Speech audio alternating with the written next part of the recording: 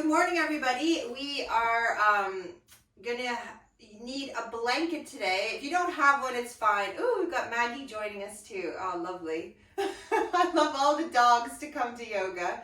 So yeah, the playlist is Abhinivesha on Spotify, right? The Rise and Shine one. And if you have a blanket, you could just fold it up and use it as a little block or a little bit of a more comfortable seat, because we're going to start sitting. So so find that comfortable seat, legs crossed, legs straight, kneeling, however you like. The blanket just sort of under your sit bones, just helping the pelvis tip a little more to make it more comfortable, and just closing your eyes. And we're going to start this morning with this Vritti Pranayamas. This is the balance breath, or the even breathing, where you try to match your inhale to your exhale, the same length for all. But just to begin, you might just notice the breath first. Just let the breath kind of come into its own equilibrium, and then start that little bit of control to see if you could match up your inhale and your exhale.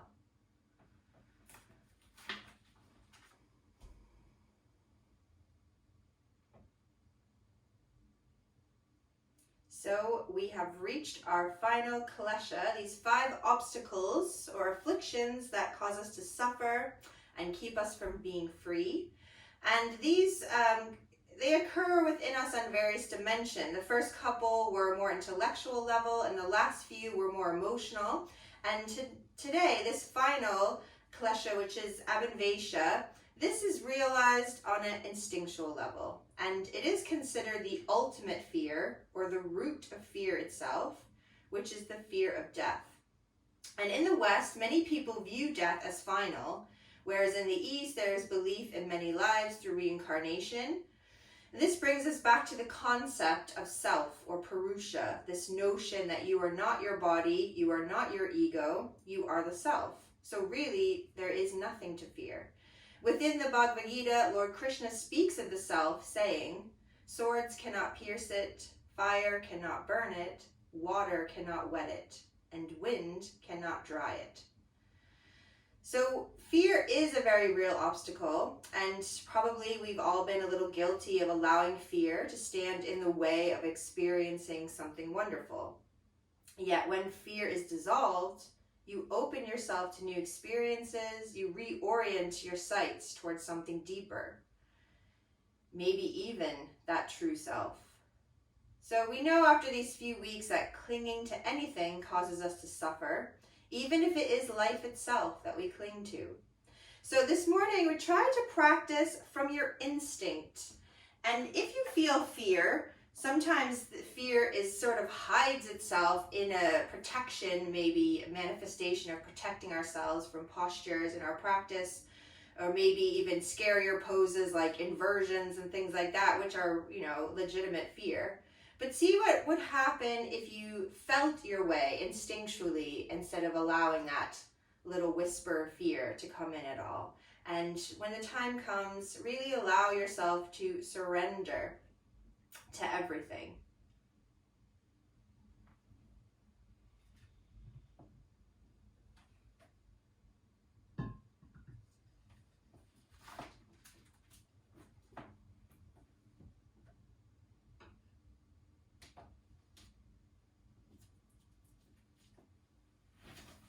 So try to keep this breathing pattern that you've created throughout the practice as best you can. These nice, slow, long, even breaths.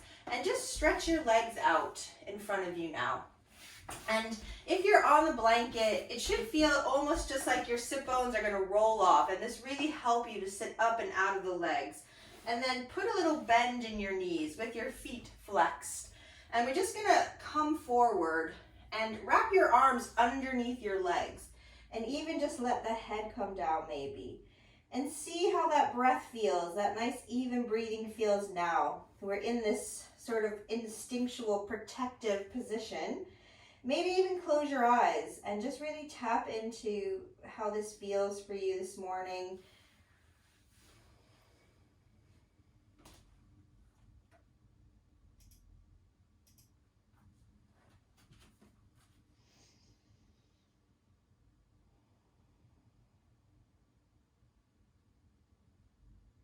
And then we're just going to start to slowly come up. Straighten out the legs. And when you inhale, reach your arms up to the ceiling and then bend your elbows out to the side. So almost like you're coming into these cactus arms, not almost, but you are coming into cactus arms. And try to draw the shoulders together. Try to lift the breastbone up. So we're in this little back bend really, and you might just notice how this feels for you instinctually in your body. That opposite sensation of being protected, but instead being open to anything. And then just let the shoulder blades start to slide down the back as we just bring the upper arms towards the body and then release your arms. Now take yourself off of your blanket, just set it aside, and we're going to roll down onto the back, only if that feels okay for your spine. So you can help yourself with your hands if you need to, but if not, engage the legs, engage the low belly, slide your tailbone towards your heels, roll off the sit bones, and then see if you could come down one vertebra at a time, one by one. And then again, reach your arms up to the ceiling, to the back of the wall so that you're in a straight line, and it's like you're having your morning stretch in bed. And just stretch everything out.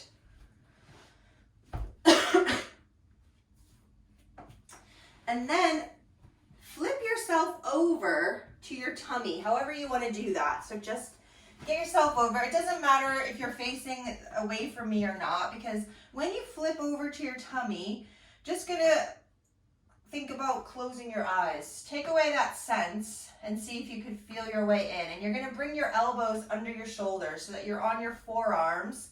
Spread your fingers nice and wide. Let the collarbone reach out to the corners of your room. Slide your shoulders down your back. And then start to pull up from the belly. And we're gonna do a little abdominal work here, only going as deep as it feels okay for you this morning. But as you start to pull up from the low belly, start to bring your head down so that it's looking towards your tummy. Your eyes can still be closed, and then see if you could just start to lift the hips up and bring everything in line with the shoulders. You can keep your knees on the floor, but almost like you're coming into almost a cat curl here. And then slowly, slowly engage the belly more as you bring the pelvis back to the mat and you unfurl yourself back into that back bend, that Sphinx pose. So do that 2 more times. So as you exhale, start from the chin, maybe bring that chin down, sort of looking towards the tummy, pull up from the belly. You're lifting up almost like you're in a forearm plank, but the knees are going to stay down, and really draw the belly to the spine. Have a breath and then slowly replace it. Uncurl yourself again, back into Sphinx pose. So 1 more time. Just drawing everything in, pulling everything up, and floating the pelvis up, trying to bring those shoulders, so to bring everything in line with the shoulders even, and then slowly coming down.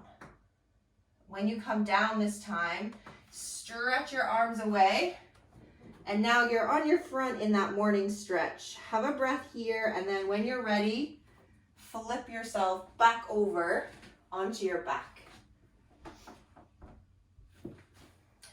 And then when you come onto your back, pull your legs into your tummy. Give yourself a little rocking from side to side.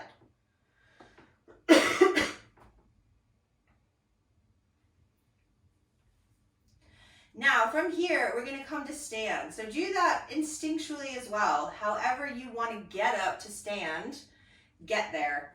So that might be rocking and rolling up, stepping up. However, maybe you have a really energetic way of just springing up in the morning. And come into Tadasana. So bring your feet underneath your hips or maybe together.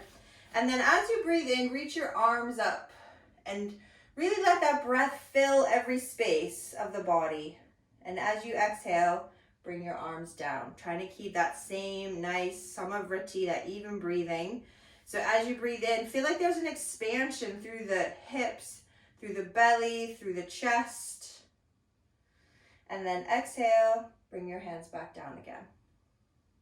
So this next time, when we inhale the arms up, we're gonna just hold it there and create a little back bend. So ground through the heels, pull up from the inner arches of the feet, inner thighs engage, low belly, and just bring it back so you can still breathe. So it might not be the deepest.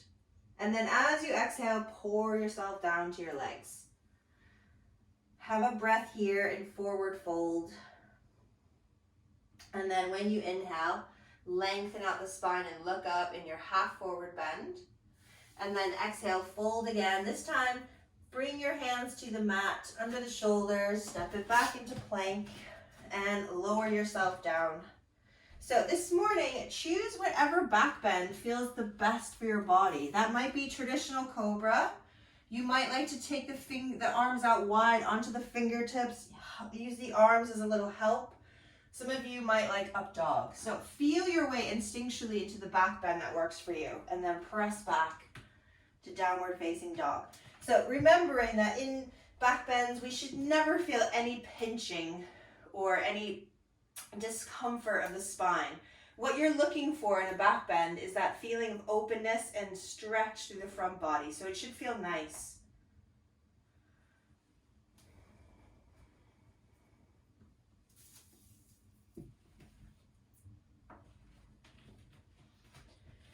When you take your next exhale, stepping forward to the front of the mat, lengthen out the spine and then fold to the legs and then power up to stand. Palms come together, exhale back to the heart. Let's do Sun Salutation B, and if possible, close your eyes through this. So inhale, reach up nice and tall. We're gonna pause here. Take that deeper opening to the front of the body, no pain in the back bend, root through the legs, support from the belly, and then exhale, take it down to the legs. And then as you inhale, lengthen the spine.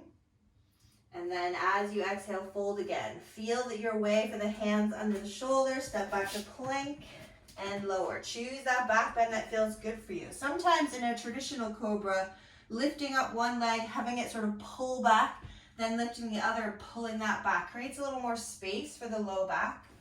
And then finish down dog. So take your time through that back bend so that you can feel that it is really nice for your body. Everyone's body's different.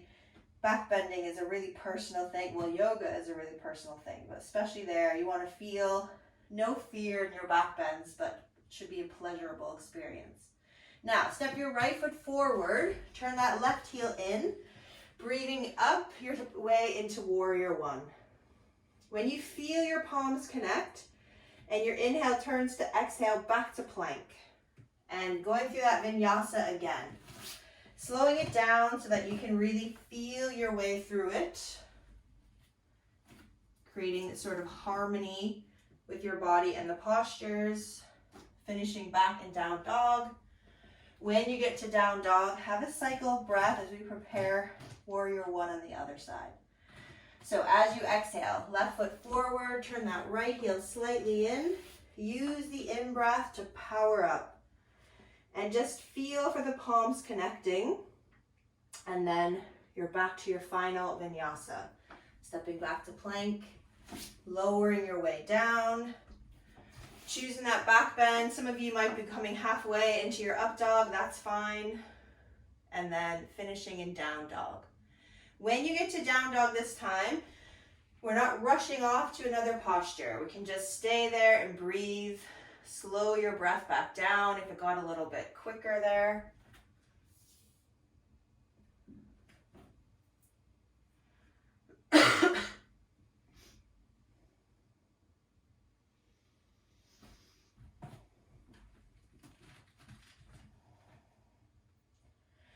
From downward facing dog, let's inhale and reach the right leg to the ceiling. As you exhale, slow step through. Spin your back heel towards your front heel and just going to sweep up to Warrior Two. So anchor down through the feet, which are making that L shape, front knees bending, just gazing towards your right fingertips. You could even close your eyes through all this if you like, or keep them open. On your next breath, turn your palms to the ceiling, straighten your front leg, let your palms meet overhead. And as you exhale, bend the knee, open the arms. 2 more of those. Inhaling, reaching everything up. Exhaling, softening down. 1 more. When you bend your knee this time and your arms open, let's inhale to reverse the warrior. So front arm coming back, side bending away from that front leg.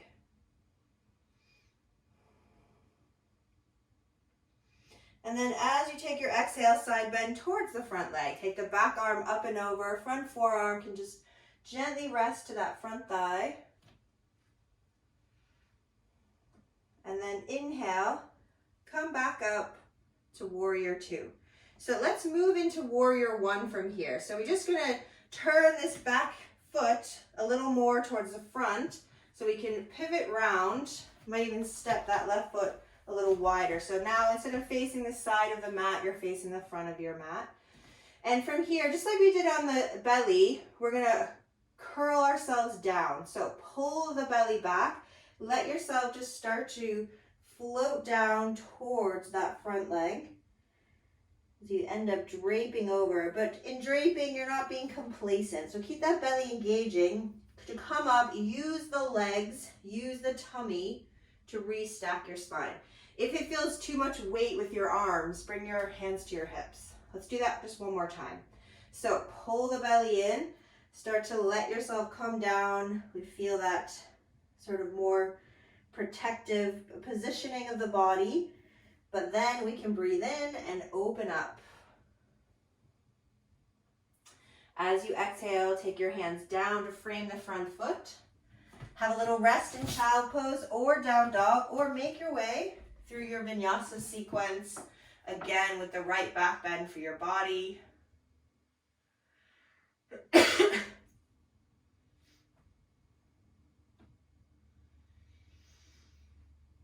Couple breaths in downward facing dog.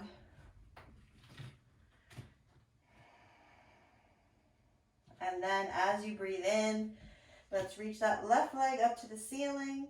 As you breathe out, step it through, spin that back heel in, warrior 2.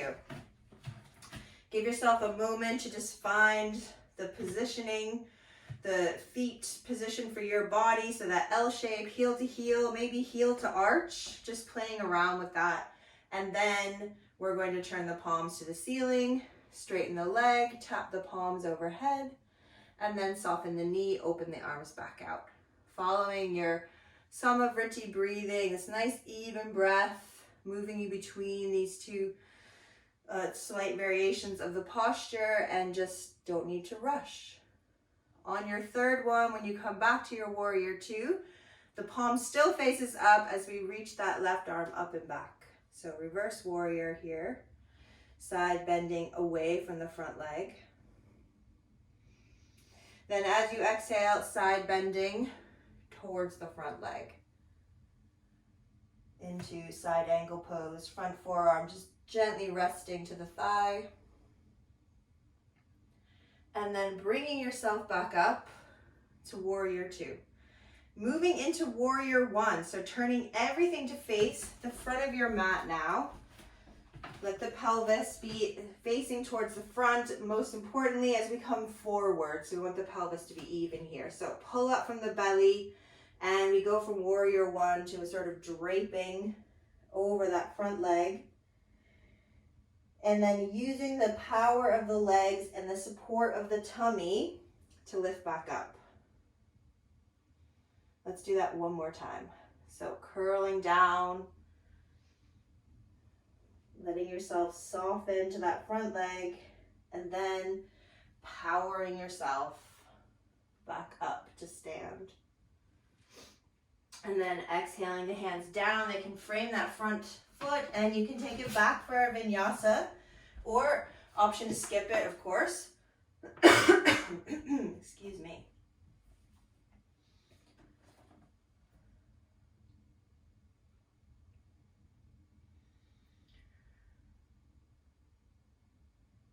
Couple breaths in downward facing dog.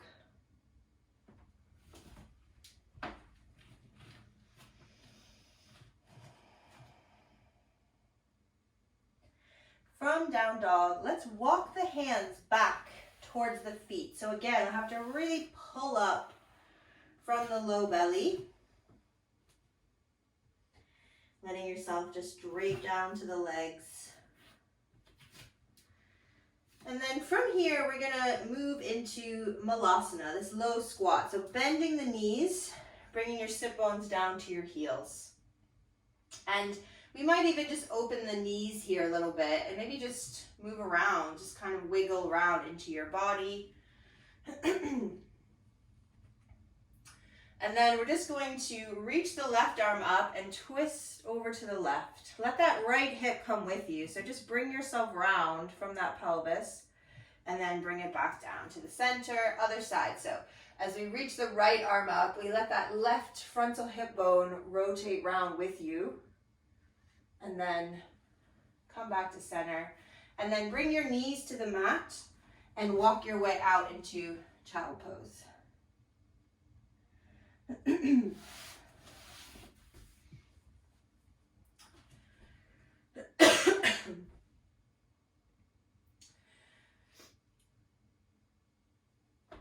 then when you're ready, just bring yourself up to sit.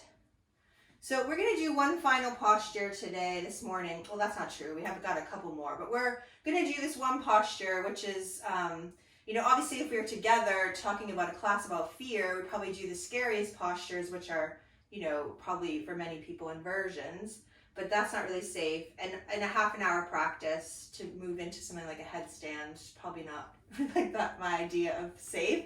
But if you're at home and you're a very seasoned practitioner and you're really comfortable with your headstand, I'm not going to tell you can't, but I won't teach it. But I'm going to teach hair pose, because even just being on the crown of the head can still bring up a lot of fear for people. So the neck is the priority as we move into hair pose. This is a really old yoga posture. And what we do is we lift the hips. I'll just show you first. And first start on the forehead and then just roll to the flat part of the head. And then my hands can come back. So it gives you the same stimulation on the crown that you would get from your headstand without the fear of falling out and without pain, worrying about the neck. So if you could see, my neck was perfectly flat. It shouldn't feel short in your neck. So if you want to try hair pose, just come up onto your hands and knees and then just bring your forehead to the mat. And you might bring your forehead down and think, actually, it feels really congested or heavy, and then just don't have to go any further. You could come out. But if it feels okay, just start to roll to the flattest part of your head and you feel your neck lengthen. It should feel nice, actually. It should feel like your neck is having a little break from holding your head up. And then if that feels okay, you might like to release your hands. You could bring your arms by the side of the body with the palms up. And have as many breaths as feel comfortable, but maybe at least 3 cycles of your Vritti if possible. But if anything is changing for you and it doesn't feel nice, then you come out. And when you come out, just come straight into child pose.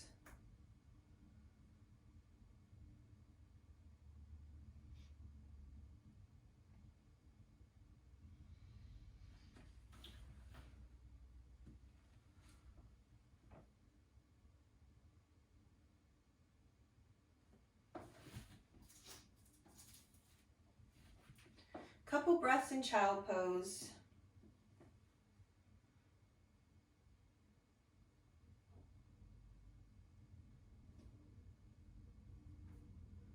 And then bring yourself up and swing your legs out in front of you. So you can sit on your blanket again if that felt really helpful for you in your forward bend to get up and out of the lower body and lengthen over the legs. Or you might even take your blanket, unfold it once, and sort of roll it up and put it in that little crease between your hips. And then this will help you to remember to lift up and out. So if your forward bends are easy for you and you don't need these extra props, that's fine. But sometimes having this sort of pushing away so we can lift up and out, bend your knees if you need to, and then lengthen out. And again, just feeling that sense of instinctual protection when we're in this forward fold.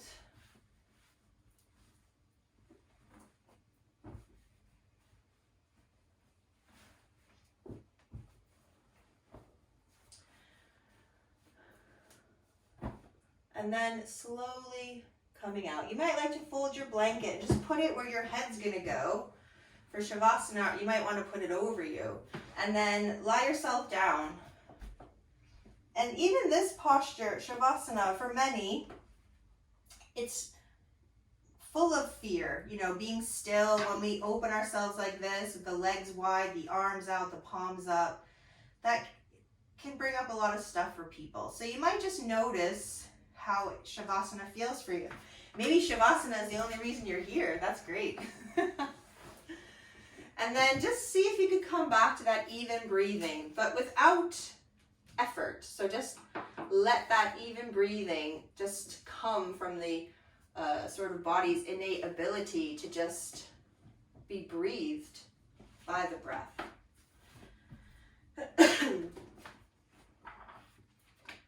And I'm just going to read this short passage from About Fear from a book by Mark Nepo.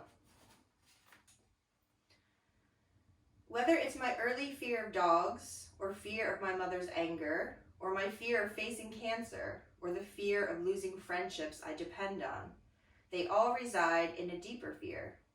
Regardless of what triggers it, this deeper fear is that life will swallow me with no time left to live it. When lost in this agitation, I bend the world into a mirror of dread and turn everything I touch into my fear. At times, I'm so overwhelmed that I believe that whatever hurts me will rip a hole in my heart and I will fall through. My experience in life has repeatedly shown me that this isn't true, but that hasn't stopped the fear from hiding under all my gifts. The haunting thing is that the fear doesn't want to be abandoned any more than I do, so it's willing to transform itself like a chameleon into vigilance, preparedness, efficiency, or productivity. I can see that keeping my fear pacified has not quieted it. When fearful, I'm usually moving from here to there, from past to future, from out to in, or in to out. But when in the glow of being completely where I am, I'm close to the source of life.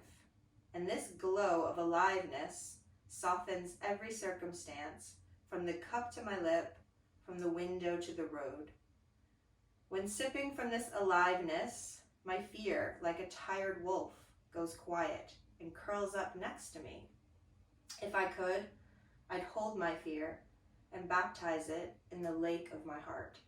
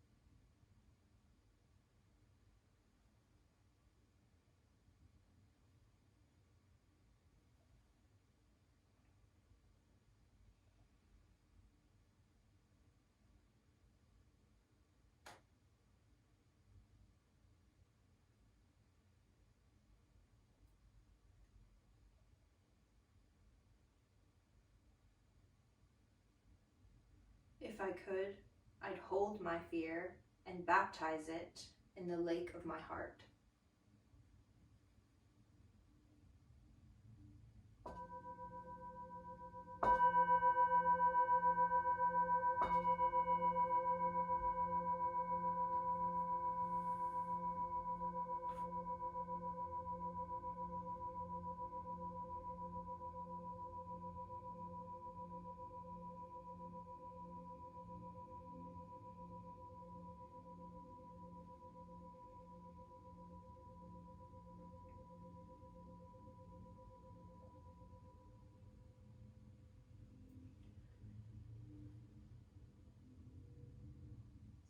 softly, softly bringing yourself back. Starting with some tiny movements. You might even just let the head sort of roll from side to side as you wiggle the fingers, the toes, just bringing movement slowly back into the body.